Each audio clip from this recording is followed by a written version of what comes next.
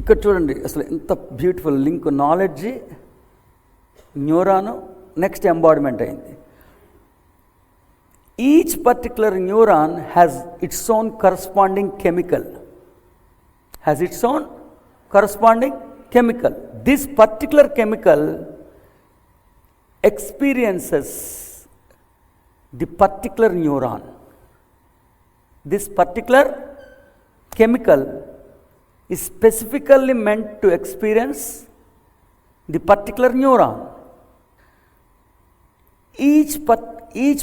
There is a particular specific chemical which is meant to experience the particular neuron.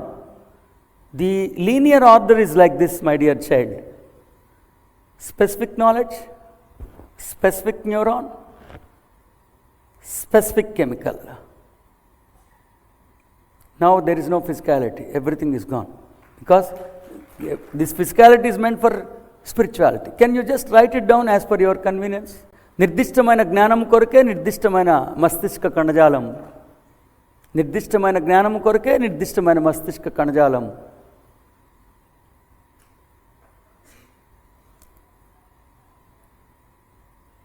నిర్దిష్టమైన కణజాలాన్ని అభివ్యక్తీకరించడానికే నిర్దిష్టమైన రసాయనం. Yes sir, neuron, నిర్దిష్టమైన కణజాలం, నిర్దిష్టమైన జ్ఞానం. నిర్దిష్టమైన కణజాలానికి నిర్దిష్టమైన రసాయనం. ఇంక ఎంబాడిమెంట్ అనేది ఇంక తీసేయచ్చు, ఈ వర్డ్ మీకు అర్థమైతే. నిర్దిష్టమైన జ్ఞానం కొరకే నిర్దిష్టమైన కణజాలం, నిర్దిష్టమైన కణజాలం కొరకే నిర్దిష్టమైన రసాయనం. కణజాలం కొరకే రసాయనం అంటే ఏంటి? రసాయనం ఎప్పుడు ఎక్స్పీరియన్స్ ఇస్తుంది. The chemical which is embodied in your embodiment is meant to give you the experience. So ఆ న్యూరాన్లో ఎలాంటి నాలెడ్జ్ ఉందో అలాంటి ఎక్స్పీరియన్స్ ఇస్తుంది. ఆ న్యూరాన్లో ఏ జ్ఞానం ఉందో ఆ ఎక్స్పీరియన్స్ ఇస్తుంది. Thank you. Specific knowledge associates with specific neuron. That specific neuron corresponds to a specific chemical. Perfectly right. Thank you. Right. So ఇప్పుడు చూడండి, మన మస్తిష్క కణజాలాల సముదాయం అంతా ఉత్తేజితం అవ్వటం అంటే ఏ జ్ఞానం కోసం ఈ కణం సృష్టింపబడిందో ఆ జ్ఞానం ప్రతిష్ఠితమైనప్పుడు ఆ కణజాలం ఉత్తేజితం అవుతుంది. ఓంకారం కోసం ఒక న్యూరాన్ ఉంటుంది. ఓంకారం నాలెడ్జ్ని మనం అర్థం చేసుకున్నప్పుడు అది యాక్టివ్ అవుతుంది. సహస్రారం కోసం ఒక న్యూరాన్ ఉంటుంది. అది అర్థం చేసుకున్నప్పుడు అది యాక్టివేట్ అవుతుంది. ఇమ్మోర్టాలిటీ కోసం ఒక న్యూరాన్ ఉంటుంది, అది అర్థం చేసుకున్నప్పుడు అది యాక్టివేట్ అవుతుంది. దానికోసం 2 న్యూరాన్స్ ఉన్నాయి అంతే. ఆ 2 న్యూరాన్స్ని మాత్రం మామూలుగా యాక్టివ్ చేయట్లేదు. యాక్టివ్ చేసి తెచ్చినోడు ఇమ్మోర్టాలిటీ చెప్తే అతి త్వరలో ప్రతి వాళ్ళు ఇమ్మోర్టాలిటీ వస్తుందంటే మొన్నాడు వచ్చి స్వీట్ పెట్టాడు. ఏంట్రా అంటే నేను కొన్నా అన్నాడు. ఇమ్మోర్టాలిటీకి వీడు కొనటానికి ఏంట్రా సంబంధం అంటే, శ్మశానం దగ్గర ఆనుకుని గోడ పక్కన స్థలం కొనుక్కున్నాడు. ఎందుకురా అంటే త్వరలో ఇమ్మోర్టాలిటీ వచ్చేస్తుంది కదండి, అప్పుడు శ్మశానాలు ఉండవు కదా, ఇది శ్మశానం పక్కన సైట్ కాబట్టి ఇప్పుడు తక్కువగా ఉంది, ఇప్పుడు కొనేసుకుంటే అప్పుడు రేటు పెరుగుద్దని అది కొనేసుకున్న. నోట్లో పంచదార డబ్బులు తీరు కదా, పరమ లోభి. ఒక పంచదార పలుకులో ఒక పలుకు పెట్టాడు అని తీసాడు. అది కూడా పలుకు అలా అన్నీ అంటించుకొని అని వెనక్కి లాగేసుకుని అని. సో మీ భౌతికం కోసం 4-5 న్యూరాన్స్ ఉన్నాయి, దాన్ని మాత్రమే యాక్టివేట్ చేసుకున్నారు. మిగతాదంతా ఒక అద్భుతమైన మైదానము, ఖాళీ స్థలముగా ఉండిపోయింది. క్రికెట్ మ్యాచ్ కండక్ట్ చేయొచ్చు, అంత ఖాళీగా ఉండిపోయింది ఇదంతా. ఏమే క్లియర్? సో అవేర్నెస్ కోసం ఒక న్యూరాన్ ఉంటుంది, ఎటర్నల్ యూత్ఫుల్నెస్ కోసం ఒక న్యూరాన్ ఉంటుంది,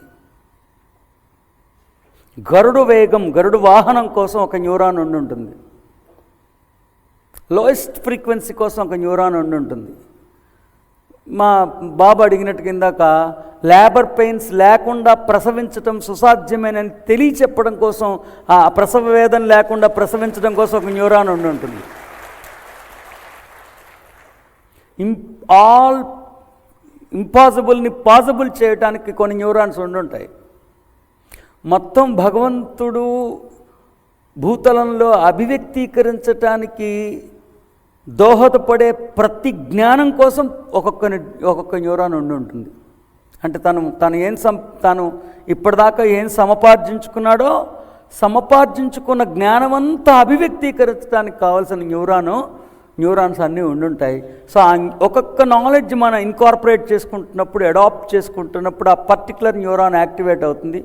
అలా మొత్తం మస్తిష్క కణజాలాల్లో కేటాయింపబడిన న్యూరాన్స్ అన్నీ యాక్టివేట్ అయినప్పుడు 1000 రేకులు విచ్చుకున్న సహస్రార అంటాం మనం. అదే కదా 1000 రేకులు విచ్చుకోవడం.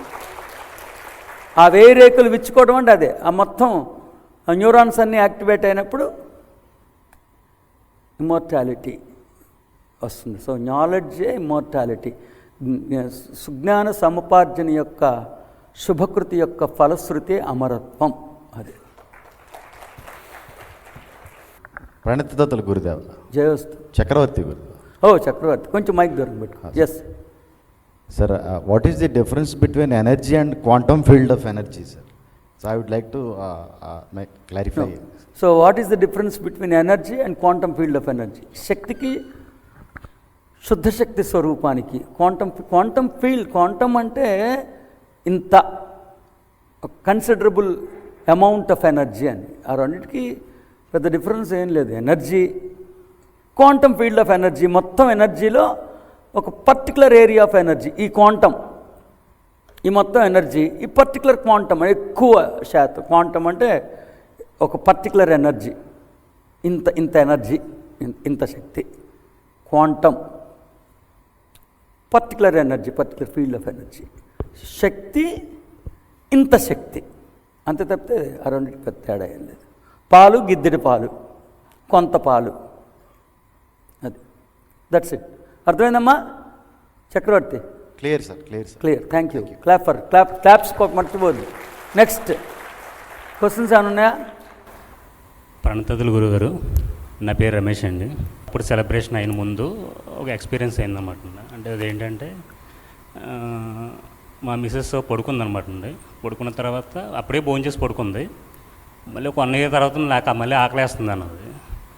ఆకలేస్తుందంటే ఇప్పుడే తిన్నావు అని చెప్పిన.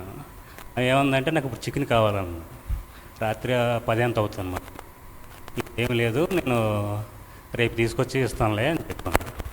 వెళ్ళిపోయింది. మళ్ళీ 2వ రోజు నాడు ఎప్పుడు మరలా వచ్చిందనమాట.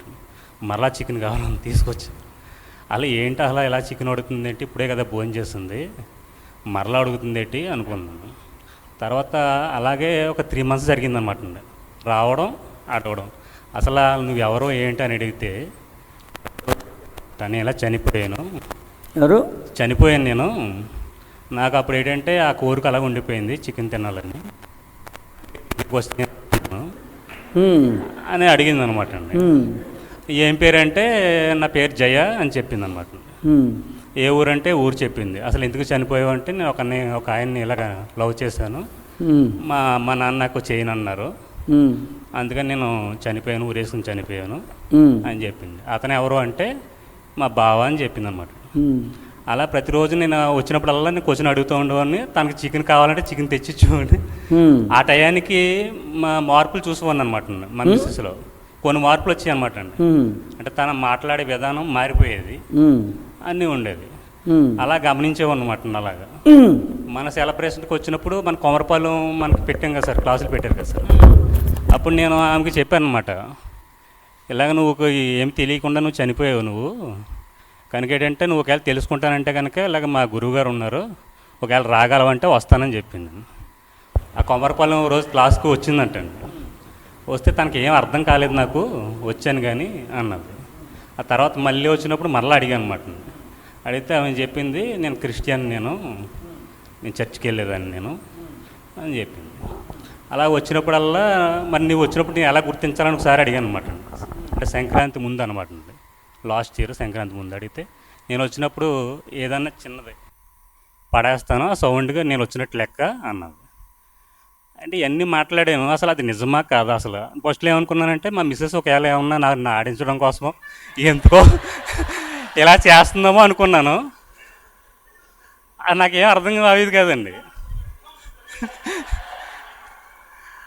నైట్ వచ్చేది, ఒకసారి మధ్యాహ్నం టైంలో కూడా వచ్చేది అనమాట అండి. ఒకసారి నేను ఇక్కడ ద్వారపూడిలో ట్రైన్ దిగాను ఉంటున్నాను. ట్రైన్ దిగిన కాడి నుంచి నా దగ్గర మళ్ళీ మావిడ వెళ్ళే వరకు కూడా నాతో పాటు ఉందంట. అన్నీ చెప్పేది అనమాట నాకు, ఎలా వచ్చాను పిల్లల జాగ్రత్త ఇలాగా అని చెప్పేది. అసలు అది సాధ్యమా, అసలు ఏంటి అది అప్పుడే చెప్దాం అనుకున్నాం గురించి మీకు కొమరపాలెన్ని చూద్దాం ఒకసారి అది ఏంటి.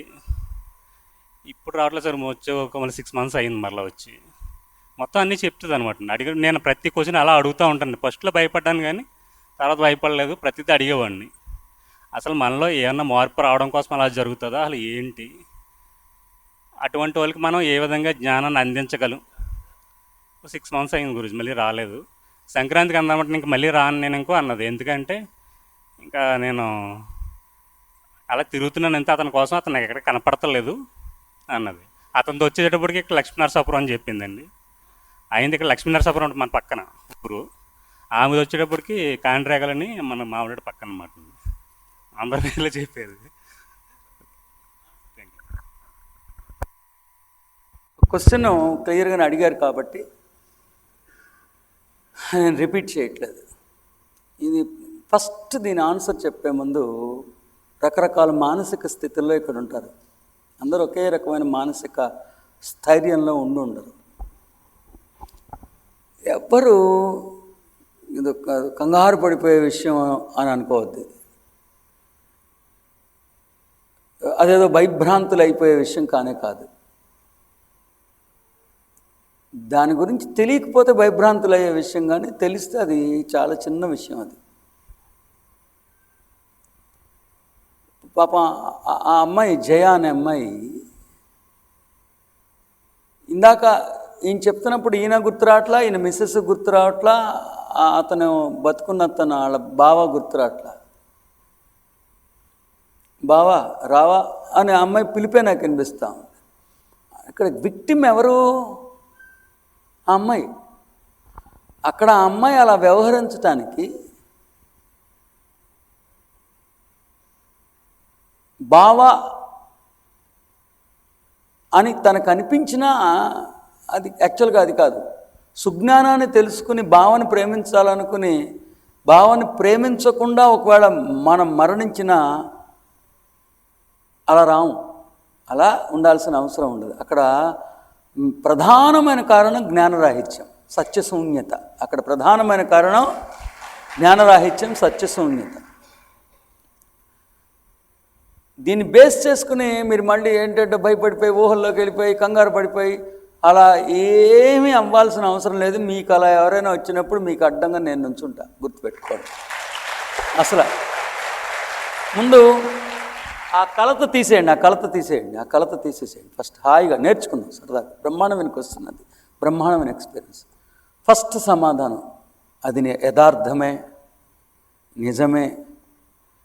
క్వైట్ ఆఫెన్గా అలాంటివన్నీ జరుగుతూ ఉంటాయి. అమ్మాయి ఎంబాడిమెంట్ పోగొట్టుకుంది, సోల్ ఉంది, తనకు అర్థం అవ్వాలా. విపరీతమైన ఫిజికాలిటీలో, ఇమ్మెన్స్ ఫిజికాలిటీలో ఉండిపోయింది అమ్మాయి.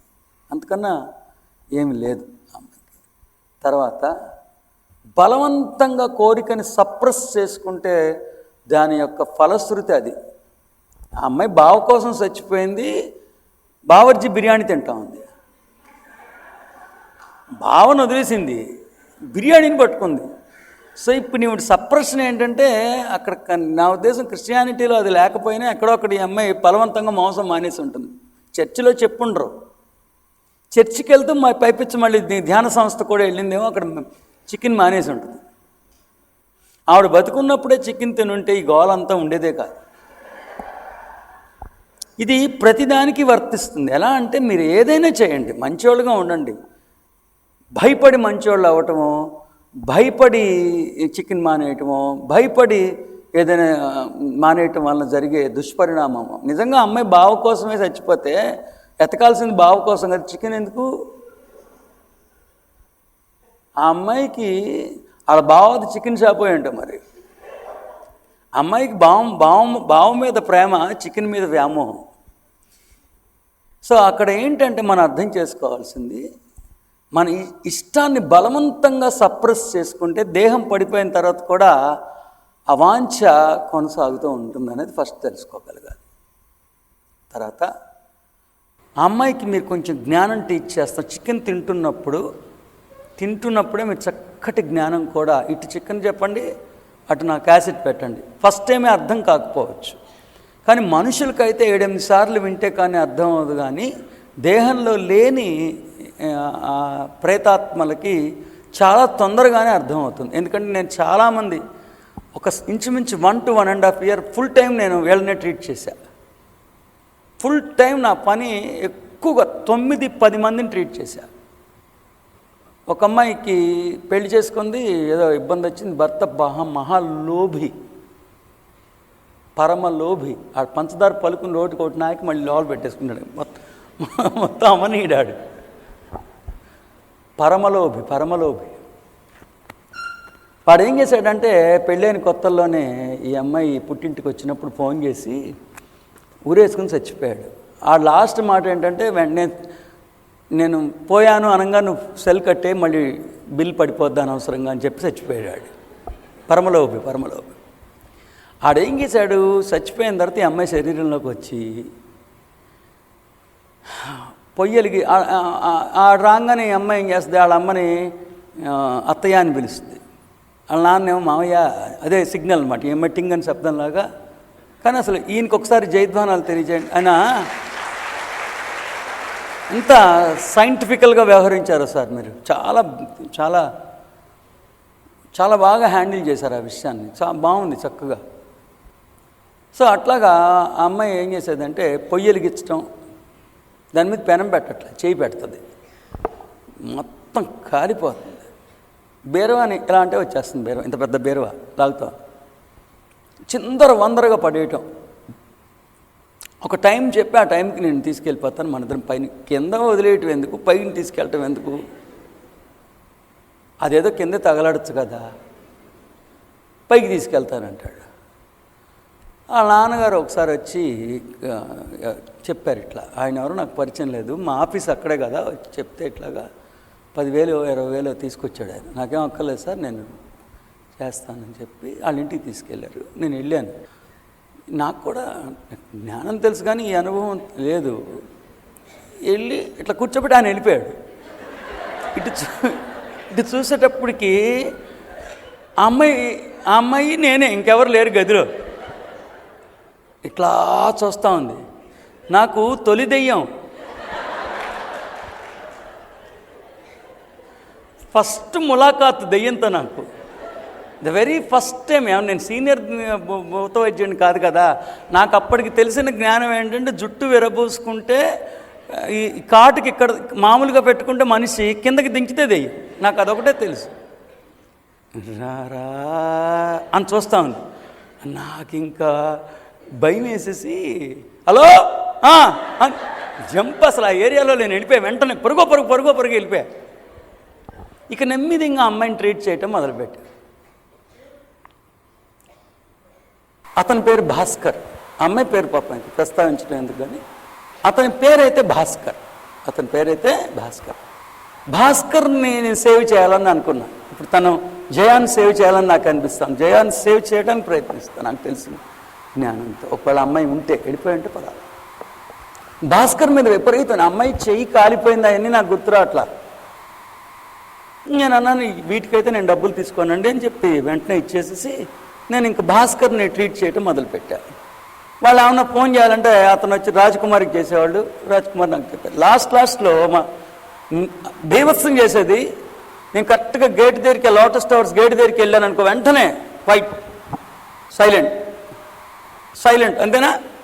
అర్ధరాత్రి కింద గురుగారు వచ్చారనగానే అది అప్పుడు నన్ను గురుగారు సార్ వచ్చారనగానే సైలెంట్ అయిపోయాయి.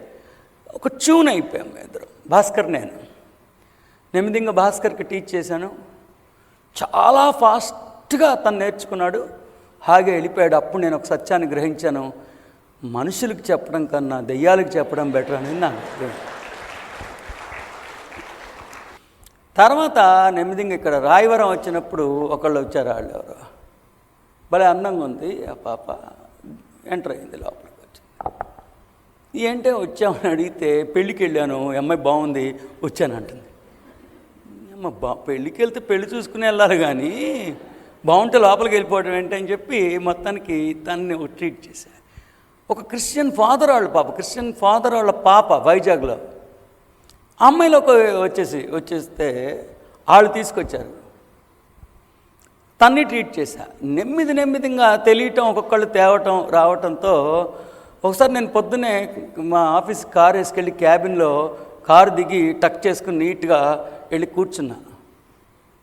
ఎవడెక్కడ భూత వైద్యుడు అని వచ్చాడు ఒకటి. అమ్మ ఇక్కడ నేను భూత వైద్యుడి సందులో ఎవరు లేరండి అంటున్నా. లేదండి ఇక్కడే అని చెప్పారండి. మొగలరాజపురం ఇదేనా ఇది ఇక్కడే చెప్పారు సార్ నన్ను దింపి వెళ్ళారు సార్ ఆయన అన్నాడు. భూత వైద్యుడు ఎవరు లేరబ్బా అని తర్వాత నాకు వెలిగింది. అమ్మా నా బతుకిదా, నన్ను భూత వైద్యుడి కింద పోర్ట్రే చేస్తున్నారన్నమాట అని అర్థమయ్యి అప్పుడు ఒక తీవ్రమైన నిర్ణయాన్ని తీసుకున్నా. మళ్ళీ ఇంకెప్పుడు భూతాలకి ట్రీట్మెంట్ ఇవ్వకూడదని చెప్పి నేను అప్పటి నుంచి మామూలు భూతాలకే చెప్పుకుంటున్నాను. సో వారి ప్రశ్నకి సమాధానం అది సాధ్యమే, సుసాధ్యమే. జ్ఞానం ఆ అమ్మాయికి చెప్తే. కానీ చాలా బాగుంది ఆ అమ్మాయి టైం చికెన్ పలానా చోట చికెన్ ఎంజాయ్ చేస్తుందని బాగానే ఇష్టంగా తింది. తనకు కావాల్సినప్పుడు వచ్చేది అనమాట అండి. చికెన్ తెచ్చినప్పుడల్లా వచ్చేసేది. ఏంటి? నేను చికెన్ తెచ్చినప్పుడల్లా వచ్చేసేది అనమాట అండి. వచ్చేసి తర్వాత నాకు చెప్పేది అనమాట, నేను చికెన్ తిన్నాను బాగా ఉండవు చెప్పేది.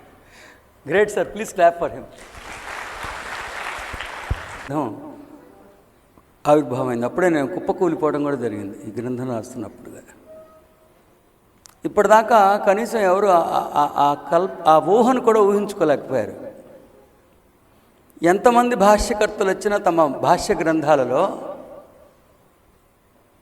ఎంతసేపు శ్రీకృష్ణుడు తన విశ్వరూపాన్ని అర్జునుడికి చూపించాడని ఆలోచించారు. కానీ శ్రీకృష్ణుడు మాత్రమే దేవుడు అయ్యుండి అర్జునుడు దేవుడు కాకపోతే 18 ప్రకరణాలు చెప్పాల్సిన అవసరమేం లేదు. తాను అడగంగానే తన దివ్యత్వాన్ని చూపించేస్తే సరిపోయేది. కానీ శ్రీకృష్ణుడి ప్రయత్నం మొట్టమొదటి శ్లోకం నుండి అర్జునుడు దేవుడని తెలియజెప్పడం. కాబట్టి చెప్పి చివరికి చరమాంక దశకి వెళ్ళినప్పుడు అర్జునులో అవ్యక్తంగా ఉన్న పరమాత్మని యొక్క విశ్వరూపాన్ని సందర్శింపజేశారు అనేది నా తలంపు. అది నేను దర్శించేదాకా శ్రీకృష్ణుడు కానీ శ్రీరాముడు కానీ నోరు మెదపలేదు. గ్రంథస్థం చేసిన తర్వాత అప్పుడు చెప్పారు అది యథార్థమేనని. రాముడు ఎప్పుడు నన్ను ఓవర్ షాడో చేయరు అండ్ బొమ్మరిల్లు డాడీ కాదు అని చెప్పడానికి ఇదే నిదర్శనం. బొమ్మరిల్లు డాడీ ఆడే పెట్టేసి ఆడే తినేసి నేను తినేయకుండా ఆడేసుకుని అలా చేస్తాడు. అలా చేయలేదు. ఇప్పుడు నన్ను ఓవర్ షాడో చేయరు, అది నన్ను ఎలో చేశారు అది ఆవిష్కరించడానికి. ఆయన చెప్తే నేను చేస్తే అది దాంట్లో ఇది ఉండదు కదా, శాంక్టిటీ ఉండదు. కాబట్టి నేను ఆవిష్కరించిన తర్వాత మాత్రం ధృవీకరించారు. గ్రంథస్థం చేసేసిన తర్వాత ధృవీకరించారు. ఆల్మోస్ట్ ప్రింటింగ్ స్టేజ్లో ఉన్నప్పుడు చాలా కష్టం అని కూడా చెప్పారు. శ్రీకృష్ణుడు అర్జునుడికి తన విశ్వరూపాన్ని చూపించడం అయితే చాలా తేలికైన విషయం. కానీ ఆ కౌహిలుడిలో అవ్యక్తంగా ఉన్న పరమాత్మ తత్వాన్ని అతడి చేత దర్శింపచేయటం అనేది చాలా లెబోరియస్, అత్యంత సంక్లిష్టమైన అరుదైన అంశం అని చెప్పారు. అది చేయటంలో నేను కృతార్థుడిని అయ్యాను అని చెప్పారు. సో ఈ ప్రకరణం ఇప్పటిదాకా కనీ విని ఈ భాష్య గ్రంథం ఇప్పటిదాకా కనీ విని ఎరగని రీతిలో మొట్టమొదటిసారిగా ఆవిష్కృతమైనది.